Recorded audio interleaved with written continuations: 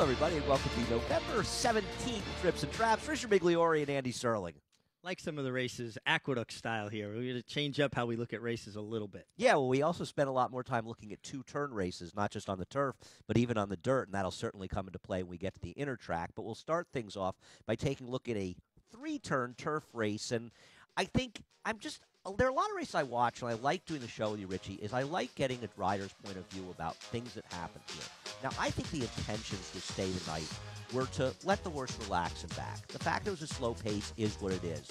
My question, and texting breaks a step slow, what's the mindset on texting, and what do you do when you're a rider in this circumstance? Because she's compromised a little by the break and then the pace. Well, I think Johnny's trying to find some cover and get her to switch off, and they're going glacially slow. I mean, 26 and 3, 53 and 2, no matter what the distance is walking. I mean, I've seen trotters go faster, but you can see here, he's going to get flushed out of his cover right there. He couldn't stay because she was running up on heels. And basically, she starts to run off with him, and I really think maybe the better decision at that point, and we'll see it as we get further, just drop her head and let her go on. I think the same thing, and I imagine if you asked Johnny that, he would say, "Yeah, I probably blew it, or I probably should have gone on the front here," because he makes this run up the front. He realized he can't, and the other thing was, it seems problematic. He fought the horse. He runs up, and they hit the turn. He had the whole stretch of the straightaway to get up there and get in front before they hit the turn.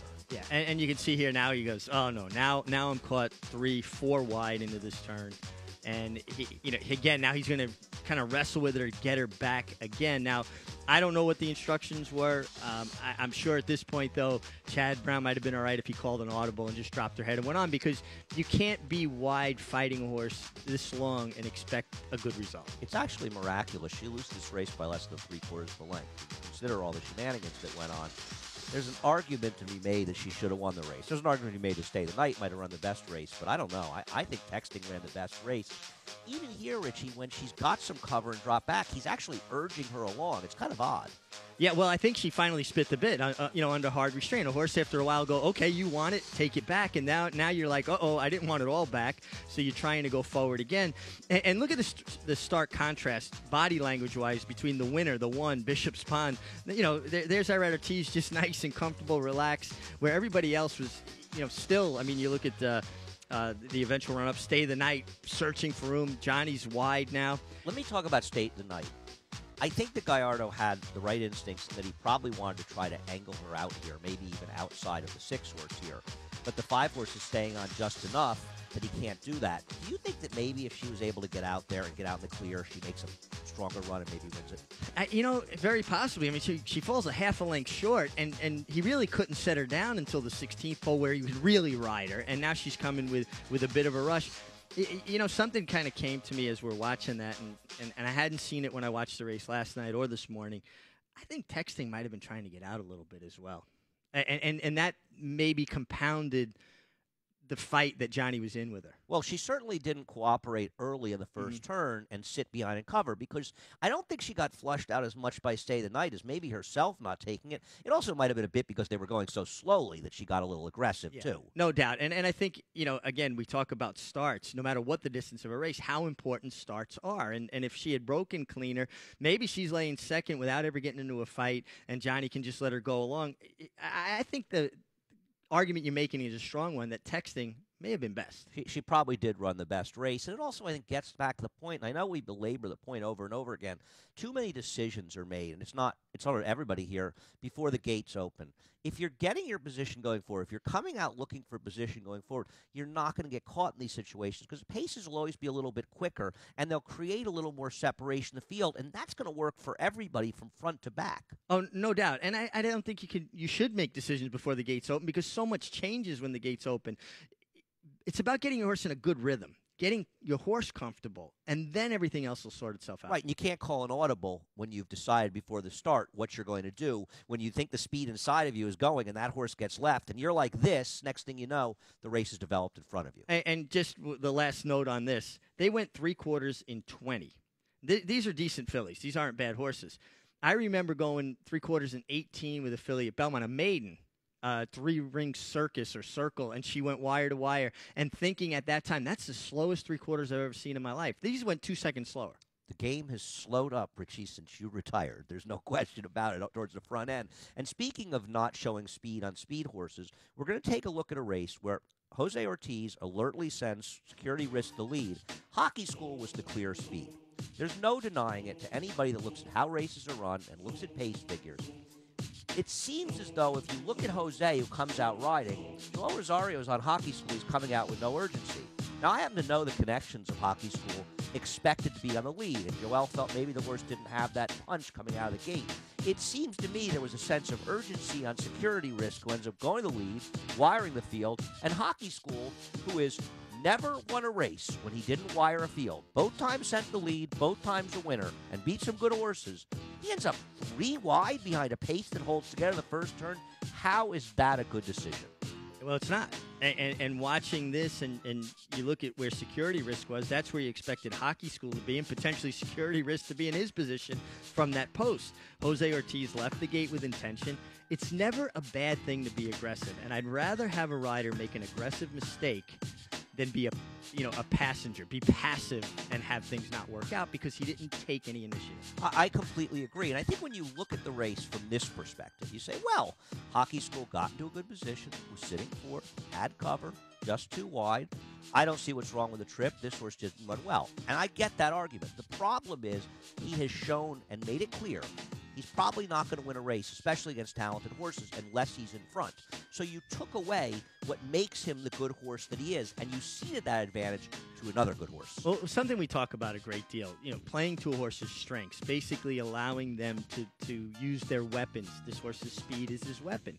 Once he's in a chasing position, it negates that advantage.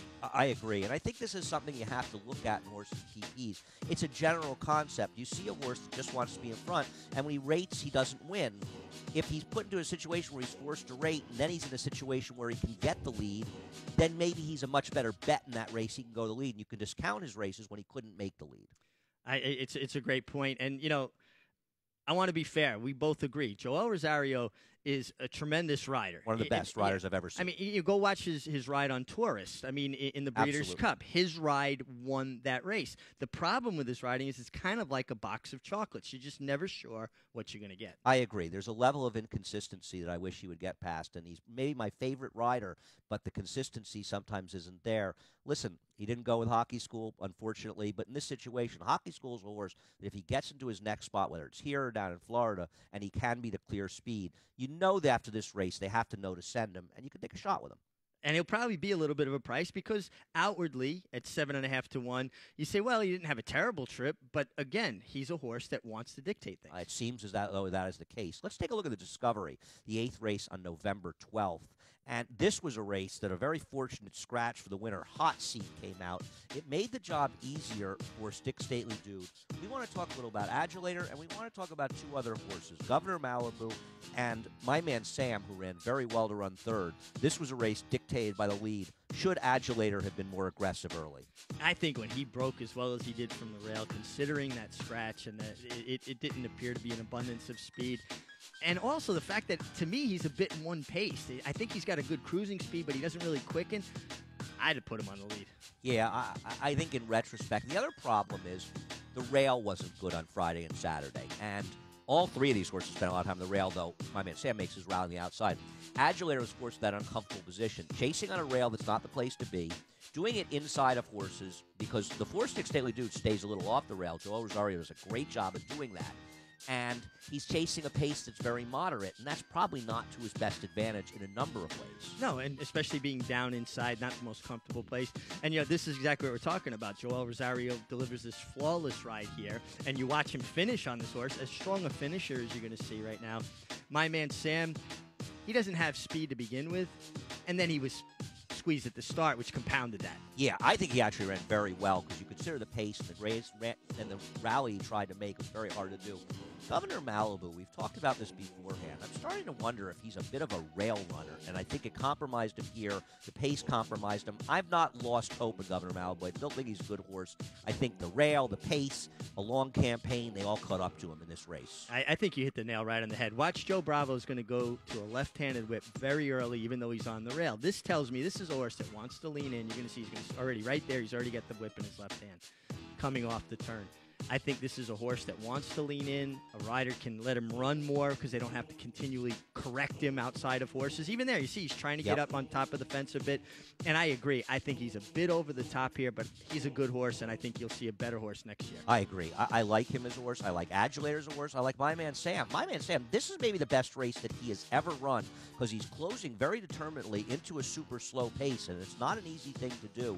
All of these horses, this was a nice discovery. I don't want to discount the first two finishers. Neolithic stepped forward and ran well. Sure. Got a good ride by Jose Lezcano. Stick Stately Dude ran well.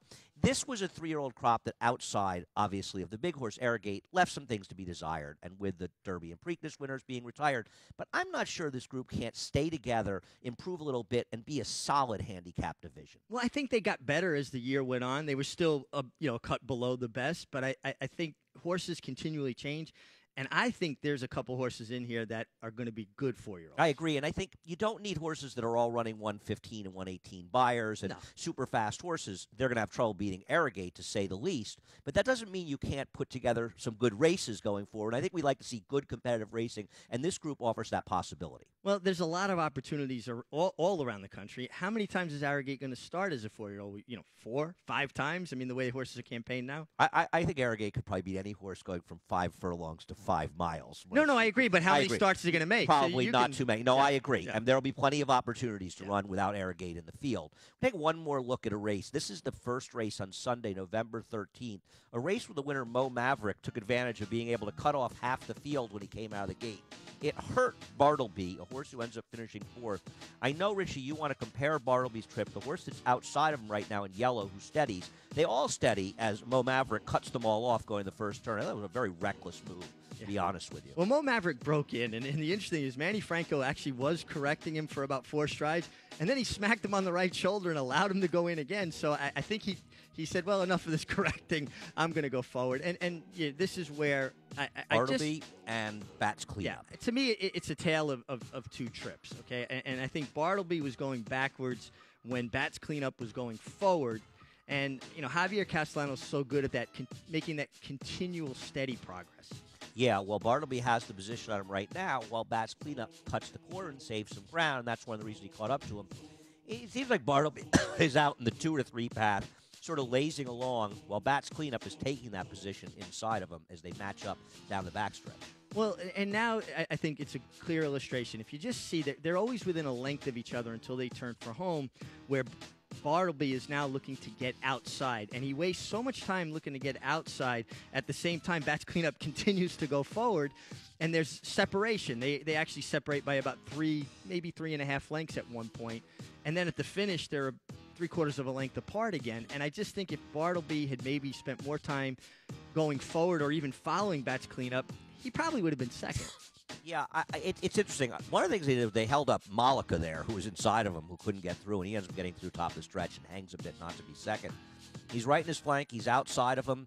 Javier cuts the corner. It's right in here, Richie, where Bats Cleanup kind of loses him, because Bats Cleanup is now there. Bartleby is back here. Right, and Javier is riding. He's allowed his horse to go forward, where Bartleby's still kind of searching for room, looking to get out. Now finally he's going to duck back in where he was almost pretty much to begin with, and now he's going to finish. And Malika, you think I might have shut him off?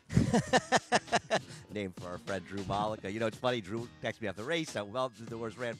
I said to him, I'm not so sure. He's a first-time starter for Linda Rice. They often improve second time out. But I thought Jose Ortiz gave a very good ride, saving ground. He angled out top of the stretch and didn't finish. They improve sometimes second time. There's some race riding. None of them were being Mo Maverick, and Mo Maverick was best. But he did get an advantage to start when he cut off a number of horses coming out of the gate. And I wish they looked at that a little more. Well, again, do you blame the riders taking advantage of something, they can take advantage of? No, I believe the riders are supposed to do whatever they can for the bettors and for the owners and the trainers and the connections to try to get their horse to the winner's circle. It's up to others to judge what's fair or unfair. Absolutely. And if the line is here, guys are going to ride right on top of the line. Absolutely, and that is their job. Their job is to do the best they can for everybody involved that's betting and owning the horses. We can always use your help. It's Trips and Traps at NYRAInc.com.